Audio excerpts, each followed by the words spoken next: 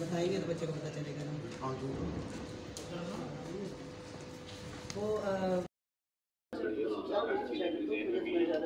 کتاب لکھی ڈاکٹر عبداللہ کی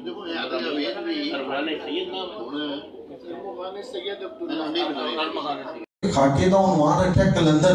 یہ اس کہانی دا تینوں کیویں پتہ لگا؟ میں نے نام رکھا تھا کلندر اور 30-35 صفحے مضمون طویل خاکہ میری کتاب کا پہلا خاکہ.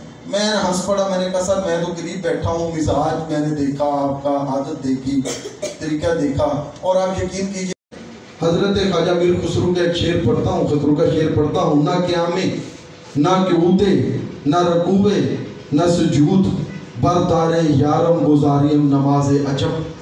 ہم تو استاد محترم کے پکے بھگت ہیں, اور میں سر نوری صاحب ایک لطیفہ یہ ہے کہ اورینٹل کالج داخلہ لینا چاہتا تھا PIT کا.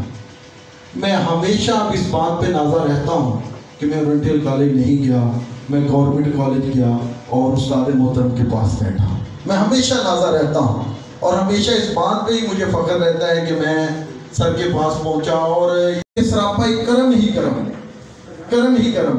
میں نا مجھے دوست کہتے ہیں تم اتنا لکھتے ہو تو کون پڑھتا ہے؟ تو میں اپنے شعبے میں بھی کہتا ہوں ہنس کے, میں کہتا ہوں یار کوئی بھی نہ پڑھے, استاد محترم دا جدو کمنٹ آتا ہے نا تو میں تازہ دم ہو کے ساری رات لکھتا رہے. اس سر فون کرتے ہیں, شفقت کرتے ہیں, اس عمر میں بھی ایک ایک چیز کو پڑھ کے اصلاح کرنا, اس کی نوک پلک سنوارنا, میں سمجھتا ہوں یہ انہی کا خاصہ ہے.